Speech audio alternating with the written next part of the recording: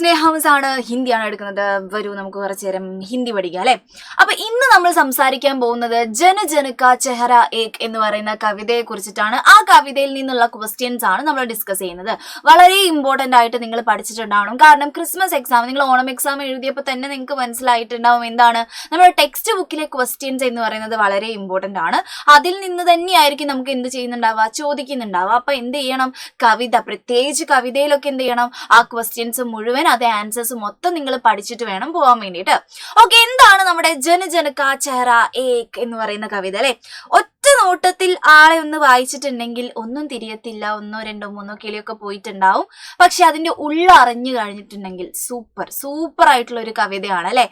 First നിങ്ങൾക്ക് കുറച്ച് ബുദ്ധിമുട്ടും കാര്യങ്ങളൊക്കെ ഉള്ള കവിത തന്നെയാണ്. കാരണം ഇത് മുക്തിബോധാണ് എഴുതിയിട്ടുള്ളത്. മുക്തിബോധിന്റെ എല്ലാ കവിതകളിലും എന്താണ് ആ ഒരു ഇച്ചിരി ഉള്ളോട്ടുള്ള സാധനങ്ങൾ പറയും.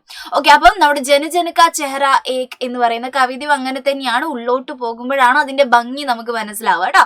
ഓക്കെ, എന്താണ് എല്ലാ ജനങ്ങളുടെയും മുഖം ഒന്ന് തന്നെ. ചെഹറ എന്ന് വെച്ചാൽ എന്താണ്, മുഖം എന്നുള്ള അർത്ഥമാണ് അല്ലെ. എല്ലാ ജനങ്ങളുടെയും മുഖം ഒന്ന് തന്നെയാണ് എന്ന് പറയുന്ന കവിതയാണോ ഇത്?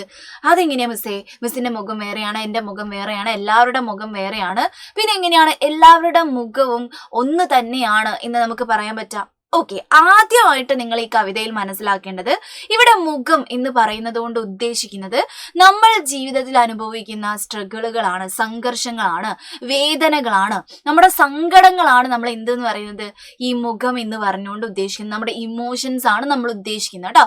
അതായത് മനുഷ്യന്മാരാണ് എല്ലാവരും, എല്ലാ മനുഷ്യന്മാരും അനുഭവിക്കുന്ന വേദന, സങ്കടം എന്നൊക്കെ പറയുന്നത് എന്ത് തന്നെയാണ്, ഒന്ന് തന്നെയായിരിക്കും. പക്ഷെ കാരണങ്ങൾ പലവിധമായിരിക്കും. അത് മാത്രമാണ് വ്യത്യാസം ഉണ്ടാവുക അല്ലെ.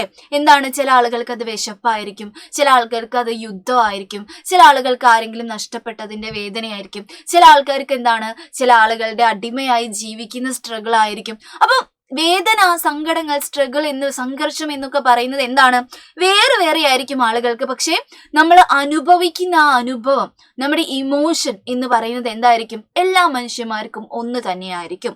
ഇതാണ് നമ്മുടെ കവിതയിൽ മെയിൻ ആയിട്ട് നമുക്ക് പഠിക്കാനുണ്ടായിരുന്നു അല്ലെ. അപ്പൊ ഇത് വെച്ചിട്ട് തന്നെ മക്കൾ എന്ത് ചെയ്യുക, ഈ ഒരു കവിത മുഴുവൻ വായിക്കുക. അപ്പൊ തന്നെ നിങ്ങൾക്ക് എന്ത് ചെയ്യും, സൂപ്പറായിട്ട് സംഭവങ്ങളൊക്കെ കത്തും കേട്ടോ. ഓക്കെ, നമ്മൾ ഇന്ന് ഡിസ്കസ് ചെയ്യാൻ പോകുന്നത് എന്താന്ന് വെച്ചാൽ അതിൽ ക്വസ്റ്റ്യൻ ആൻസേഴ്സ് ആണ്. വളരെ സിമ്പിൾ ആയിട്ട്, വലുതാക്കി വാരി വലിച്ചൊന്നും നമ്മൾ എഴുതിയിട്ടില്ല, വളരെ ഷോർട്ട് ആക്കി സിമ്പിൾ ആയിട്ടാണ് എഴുതിയേക്കുന്നത് കേട്ടോ. ഓക്കെ, ആദ്യത്തെ ക്വസ്റ്റ്യൻ, നിങ്ങൾ ആ കുഞ്ഞു ക്വസ്റ്റ്യൻസ് കണ്ടിട്ടുണ്ടാവും സൈഡിലായിട്ട്. അത് എന്തായാലും മക്കൾ പഠിച്ചു വെക്കണം. കാരണം എന്താണ്, നിങ്ങൾക്ക് 2 മാർക്കിനൊക്കെ ചിലപ്പോൾ എന്തായിരിക്കും ചോദിക്കാൻ സാധ്യത ഉണ്ട്. അതുകൊണ്ട് എല്ലാം പഠിച്ചിട്ട് വേണം പോകാൻ വേണ്ടിയിട്ട് കേട്ടോ. ഓക്കെ, ആദ്യത്തെ നമ്മുടെ ക്വസ്റ്റ്യൻ ഇതായിരുന്നു, ജൻ സേ കവി കാ മത്ലബ് ക്യാ ഹോഗ. ജനങ്ങൾ എന്ന് പറഞ്ഞത് കൊണ്ട് കവി, ജൻ എല്ലാ ജനങ്ങളും എന്ന് പറഞ്ഞത് കൊണ്ട് നമ്മുടെ കവി എന്താണ് ഉദ്ദേശിച്ചത്, എന്താണ് നമ്മൾ മീൻ ചെയ്തത്. മത്ലബ് മീൻസ് എന്താണ്, അർത്ഥം അല്ലെങ്കിൽ മീൻ ചെയ്യുക എന്നുള്ള അർത്ഥമാണ് അല്ലെ. എന്താണ് അർത്ഥമാക്കുന്നത് ജൻ എന്ന് പറഞ്ഞതുകൊണ്ട്? സാധാരണ ഇവിടുത്തെ ജനങ്ങളെ മാത്രമാണ് ഉദ്ദേശിച്ചത്? അല്ല, നമ്മുടെ ലോകം മുഴുവനുള്ള ജനങ്ങളെയാണ് ഉദ്ദേശിച്ചത് അല്ലെ. അപ്പം നമ്മുടെ ആൻസറും വളരെ എന്താണ്, ഈസിയാണ്. ദുനിയാ കെ ഹർ കോനെ കെ ലോഗ്. നമ്മൾ ഇതിൽ പറയുന്നുണ്ട് ഏഷ്യ, യൂറോപ്പ്, അമേരിക്ക എന്നൊക്കെ പറഞ്ഞിട്ട് എല്ലാ നമ്മൾ കോണ്ടിനെന്റിൽ വരെയുള്ള ആളുകളെയാണ് നമ്മൾ പറഞ്ഞിട്ടുണ്ടായിരുന്നത്. ദുനിയയിലെ, ദുനിയ മീൻസ് എന്താണ്, വേൾഡ് എന്നുള്ള അർത്ഥം അല്ലെ. വേൾഡിലെ ഹർ കോനേക്ക്, എല്ലാ കോണിലുമുള്ള ലോഗ് മീൻസ് എന്താണ്, ജനങ്ങളെയാണ് നമ്മൾ ഉദ്ദേശിച്ചിട്ടുള്ളത്. സിമ്പിൾ ആയിട്ടുള്ള ആൻസർ അല്ലെ. ഓക്കെ, അങ്ങനെയാണെങ്കിൽ നമ്മുടെ നെക്സ്റ്റ് ക്വസ്റ്റ്യൻ ശ്രദ്ധിച്ചേ. നെക്സ്റ്റ് ക്വസ്റ്റ്യൻ കുറച്ച് എന്താണ് ബുദ്ധിമുട്ടിക്കും നിങ്ങളെ, പക്ഷെ എന്ത് ചെയ്യണം, നന്നായിട്ട് പഠിക്കണം കേട്ടോ. ഇതെന്താണെന്ന് ആലോചിച്ചിരിക്കരുത്, പറഞ്ഞു തരാൻ നോക്കണം. ചെഹ്റോ പർ പടി ചൂരിയോ കാ രൂപ്. നോക്കണേ, ചെഹ്റോ എന്ന് വെച്ചാൽ നമ്മുടെ മുഖമാണ് അല്ലെ. മുഖത്തിൽ ഉള്ള ചുരിയും എന്താണ്, ചുളിവുകളാണ് അല്ലെ. മുഖത്തിൽ ഉണ്ടാവുന്ന ചുരിയും എന്ന് വെച്ചാൽ ചുളിവുകളാണ്. ചുരിയോങ്ക രൂപ് എന്ന് പറയുന്നത് ഇവിടെ കിസ്കി ഓർ സങ്കേത് കർത്താ ഹേ. അതായത് ഈ ഒരു ചുളിവുകൾ എന്ന് പറഞ്ഞത് കൊണ്ട് എന്താണ്, മുഖത്തിലെ ചുളിവുകൾ എന്ന് പറഞ്ഞത് കൊണ്ട് എന്തിനെയാണ് ഉദ്ദേശിച്ചത് എന്നാണ് പറഞ്ഞിട്ടുള്ളത്. ഓക്കെ, നമുക്ക് ആദ്യം പറയാം. यह दुनिया की जनता के दुख या मन की വേദന के ഓർ സംകേത് करते हैं. ഈ മുഖത്തുണ്ടാവുന്ന ചുളിവുകൾ എന്ന് പറയുന്നത് എന്താണ്?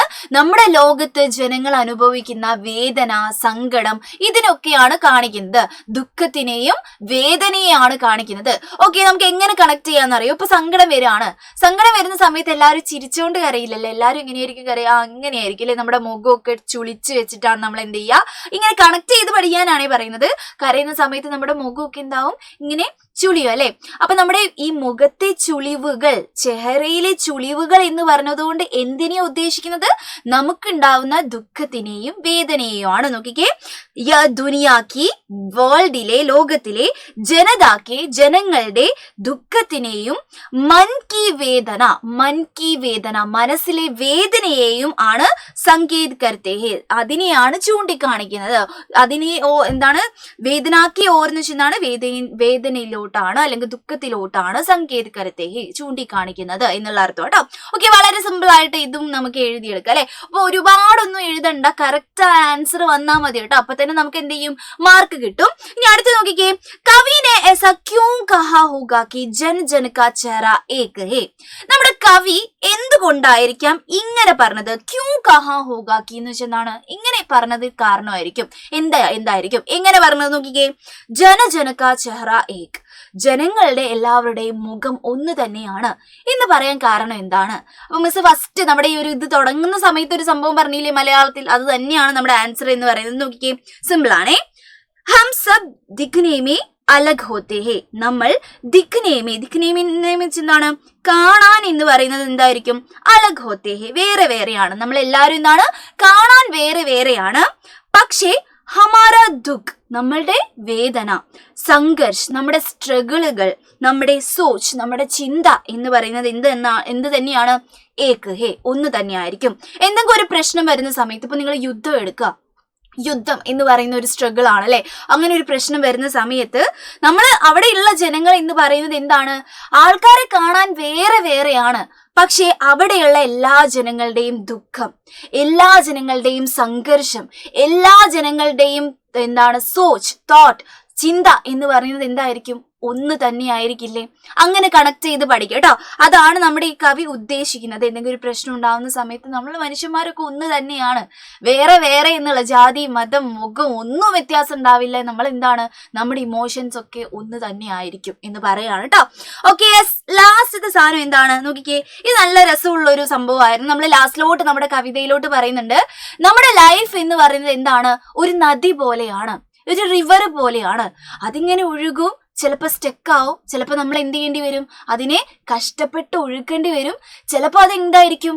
വളരെ രൗദ്രഭാവത്തിലായിരിക്കും ഒഴുകുന്നുണ്ടാവുക, ചില സമയം വളരെ പീസ്ഫുൾ ആയിട്ടായിരിക്കും ഒഴുകുന്നുണ്ടാവുക.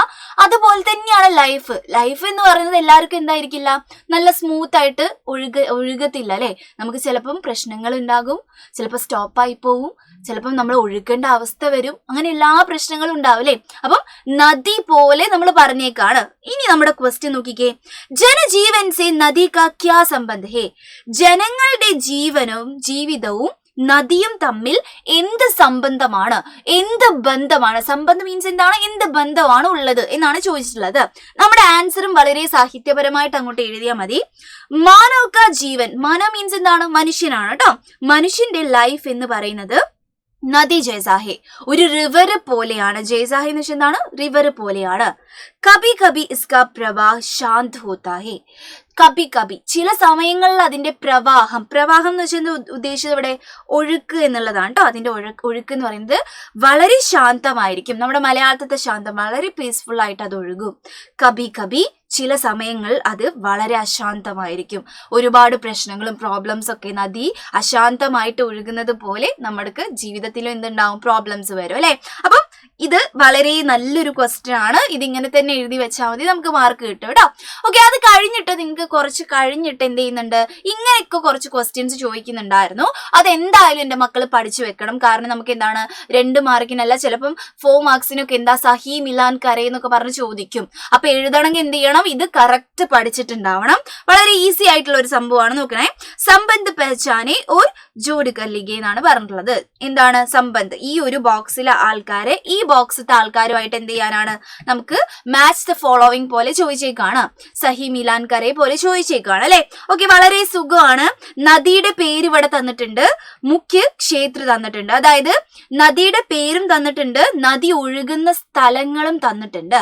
ഓക്കെ, അത് ഏതാണ് അല്ലെങ്കിൽ ഏത് സ്ഥലത്തിലൂടെയാണ് നദി ഒഴുകുന്നത് എന്നുള്ളതാണ്. വളരെ ഈസിയാണേ. ഫസ്റ്റ് ഗംഗയാണ്. ഗംഗാ നദി എവിടെയുള്ളത് മക്കൾക്ക് എല്ലാവർക്കും അറിയാം, ഭാരതത്തിലാണ്, നമ്മുടെ ഇന്ത്യയിലാണ്. അത് ഫസ്റ്റത്തെ ആൻസർ. നീൽ എന്ന് വെച്ചാൽ നമ്മുടെ നൈൽ നദിയാണ് അല്ലെ. നൈൽ നദി നമ്മുടെ ഈജിപ്ത് ഭാഗത്താണ് വരുന്നത്. അപ്പം ഒരുപാട് സ്ഥലങ്ങളിലൂടെ കടന്നു പോകുന്നത് കൊണ്ട് മിസ്ർ എന്ന് നമുക്ക് എഴുതാം. മിസ്ർ മീൻസ് എന്താണ്, ഒരുപാട് സ്ഥലം, ഒരുപാട് സ്ഥലങ്ങൾ കൂടിച്ചേർന്നത് മിശ്രമായിട്ട് കിടക്കുന്നതാണ്. സോ എന്ത് ചെയ്യണം, നമുക്ക് മിസ്ർ എന്ന് എഴുതാം അല്ലെ. അടുത്ത നോക്കിക്കേ, എന്താണ്, ഇരാവതിയാണ്. ഇരാവതി ഒഴുകുന്നത് നമ്മുടെ മ്യാൻമറിലൂടെയാണ് കേട്ടോ, മ്യാൻമറിലൂടെയാണ് ഇരാവതി ഒഴുകുന്നത്. പിന്നെ ആമസോൺ ആണ് തന്നിട്ടുള്ളത്. ആമസോൺ നദി ദക്ഷിൺ അമേരിക്കയാണ്, നമ്മുടെ സൗത്ത് അമേരിക്കയിലൂടെയാണ് ഒഴുകുന്നത്. അപ്പൊ എന്ത് ചെയ്യാ, ഓക്കെ, അപ്പം അങ്ങനെ എന്ത് ചെയ്യാ മക്കള്, എഴുതി വെക്ക. Okay, yes. ഓക്കെ, അത് കഴിഞ്ഞിട്ടുള്ള സംഭവം എന്താണ് നോക്കിക്കേ, വളരെ ഈസി ആയിട്ടുള്ള വേറൊരു സഹി മിലാൻ കരെ തന്നിട്ടുണ്ട്. ഇതും കൂടി എന്ത് ചെയ്യണം, പഠിക്കണം. ചിലപ്പോൾ ഇത് തന്നെ എന്ത് ചെയ്യുന്നറിയോ, ക്വസ്റ്റ്യൻ ആയിട്ട് ചോദിക്കും. ഇത് തന്നെ ക്വസ്റ്റ്യൻ ആയിട്ട് ചോദിച്ചാൽ എളുപ്പമാണ്, പക്ഷെ എന്ത് ചെയ്യണം, ഇത് പഠിച്ചു വെക്കണം. ഇത് എന്താണ് കവിത എന്ന് അറിയുന്ന ആൾക്കാർക്ക് മാത്രമേ എന്ത് ചെയ്യാൻ പറ്റുള്ളൂ, ഈ ഒരു മാച്ച് ഫോളോയിങ് ചെയ്യാൻ പറ്റുള്ളൂ കേട്ടോ. അപ്പൊ നോക്കിക്കേ, എന്താണ്, ജനതാക്കി ചെഹ്റാക്കി ചൂരിയ. നേരത്തെ മിസ് പറഞ്ഞു, നമ്മുടെ ജനങ്ങളുടെ മുഖത്തെ ചുളിവുകൾ എന്ന് പറയുന്നത് എന്തിനെയാണ് നമ്മൾ കാണിക്കുന്നുണ്ടായിരുന്നത്, ജനങ്ങളുടെ വേദനയാണ് അല്ലെ. അപ്പൊ കറക്റ്റ് ആൻസർ എന്താണ്, ജനതാക്കി വേദന എന്ന് പറയുന്നതാണ്. അടുത്ത എന്താണ്, ബാന്തി ഹുയി മുട്ടിയാം എന്ന് പറയുന്നുണ്ട്. അതായത് ബാന്തി ഹുയി മുട്ടിയാം, നമ്മൾ ഇങ്ങനെ ചുരുട്ടിപ്പിടിച്ചിട്ടുള്ള മുഷ്ടികൾ എന്ന് പറയുന്നത് എന്തിന്റെ ഇതായിരുന്നു പറഞ്ഞിട്ടുണ്ടായിരുന്നത്, ജനങ്ങൾ വിരോധം അല്ലെ. ഇപ്പൊ എന്തെങ്കിലും ഒരു പ്രയാസം ഉണ്ടാവുന്ന സമയത്ത് ജനങ്ങൾ അതിനെ എന്ത് ചെയ്യും, എതിർക്കാൻ വേണ്ടി തയ്യാറാവും അല്ലെ. അപ്പൊ എതിർക്കുന്ന സമയത്ത് നമ്മൾ ഈ ഒരു സംഭവം നമുക്ക് അറിയാലേ, നമ്മൾ എന്തിനാ ഉപയോഗിക്കുന്നത് എന്നുള്ളത്. നമ്മൾ മുദ്രാവാക്യങ്ങളൊക്കെ വിളിക്കാൻ വേണ്ടി നമ്മൾ എന്ത് ഉപയോഗിക്കും, ഈ മുഷ്ടികളൊക്കെ ചുരുട്ടിപ്പിടിച്ച് നമ്മൾ വളരെ മോട്ടിവേറ്റഡ് ആയിട്ട് പോകും അല്ലെ. അപ്പം ഈ ചുരുട്ടിപ്പിടിച്ച മുഷ്ടികൾ, മുട്ടിയാം എന്ന് പറയുന്നത് എന്തിനെയാണ് കാണിക്കുന്നത്, ജനതാക്ക വിരോധ്, ജനങ്ങൾ എതിർക്കുന്നത് എന്തിനെങ്കിലും അല്ലെ, എന്തെങ്കിലും സ്ട്രഗിൾ, അവര് എന്താണ് അനുഭവിക്കുന്ന ആ ഒരു പ്രശ്നങ്ങളെ എതിർക്കുന്നത് അല്ലെ, എതിർക്കുന്നതാണ് അതിന്റെ കറക്റ്റ് ആയിട്ടുള്ള ആൻസർ എന്ന് പറയുന്നത്. ഓക്കെ, അടുത്ത് നോക്കിക്കേ, ജൽത്താ ഹുവ സിത്താര, ജ്വലിക്കുന്ന സിത്താര. സിത്താര മീൻസ് എന്താണ്, സ്റ്റാർ ആണ് അല്ലെ. ജ്വലിക്കുന്ന സ്റ്റാർ എന്ന് പറഞ്ഞത് കൊണ്ട് എന്തായിരുന്നു ഉദ്ദേശിച്ചിട്ടുണ്ടായിരുന്നത്. ഓക്കെ, ഇത് അതേപോലെ തന്നെ അങ്ങോട്ട് എഴുതിയാൽ മതി. ജനതാക്ക സംഘർഷമാണ് കേട്ടോ, ജനങ്ങൾ അനുഭവിക്കുന്ന സംഘർഷങ്ങളെയാണ് നമ്മൾ എന്ത് പറയുന്നത്, ജൽത്താ ഹുവ സിത്താര എന്ന് നമ്മൾ പറയുന്നത് കേട്ടോ. ഓക്കെ, ലാസ്റ്റത്തെ എന്താണ് നോക്കിക്കേ, അബാർ ആകുലാദി ജിന്ദഗി കി ധാര. നമ്മുടെ ജിന്ദഗിയിൽ ഒരുപാട് ആകുലതകൾ എന്ന് വെച്ചാൽ എന്താണ്, കഷ്ടപ്പാടുകൾ, ബുദ്ധിമുട്ടുകൾ എന്നുള്ള അർത്ഥമാണ് അല്ലെ. നമ്മുടെ ഒരുപാട് കഷ്ടപ്പാടുകളും ബുദ്ധിമുട്ടുകളുമുള്ള ജീവിതത്തിന്റെ ധാര, ജീവിതത്തിന്റെ ഒഴുക്ക് എന്നുള്ളതാണ്. അത് നമ്മുടെ ലാസ്റ്റത്തെ ആ ഭാഗവുമായി ബന്ധപ്പെട്ടതാണ്.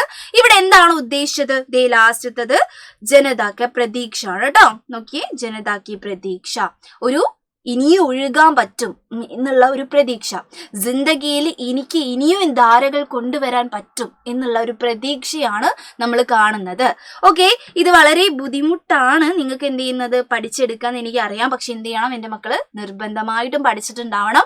കാരണം ഈ പാഠം എന്താണ്, വളരെ ഇമ്പോർട്ടന്റ് ആണ്. എന്താ സംഭവം എന്ന് വെച്ചാല്, അതായത് നമുക്ക് ഓരോ ഭാഗത്ത്, ഇപ്പൊ ഓണപരീക്ഷയുള്ള സമയത്ത് നമുക്ക് ഒരു കവിതയുടെ ആശയം എന്തായാലും ചോദിച്ചിട്ടുണ്ടാവും, കവിതയായിട്ട് ബന്ധപ്പെട്ട് ചോദിച്ചിട്ടുണ്ടാവും. അതേപോലെ തന്നെ ക്രിസ്മസ് എക്സാമിൽ ഏറ്റവും ഇമ്പോർട്ടന്റ് ആയിട്ടുള്ള കവിത എന്ന് പറയുന്നത് ജനജനുക്ക ചെഹ്റായേക്കാണ്. ഇതിൽ നിന്നുമാണ് നമുക്ക് എപ്പോഴും ആശയം ചോദിക്കാറ്, അതേപോലെ തന്നെ ഇങ്ങനെയുള്ള ക്വസ്റ്റ്യൻസും ചോദിക്കാറ് കേട്ടോ. Okay, yes. അപ്പം ഇതേപോലുള്ള കുഞ്ഞു കുഞ്ഞു കാര്യങ്ങളായിട്ട് മിസ് ഇനിയും വരും. നമുക്ക് ക്രിസ്മസ് എക്സാമിന് ഒരുപാട് സമയമുണ്ട് എന്ന് മക്കൾ വിചാരിക്കരുത്. അതിന് വേണ്ടിയിട്ട് പഠിച്ചു തുടങ്ങേണ്ട സമയമായിട്ടുണ്ട്. Bye by.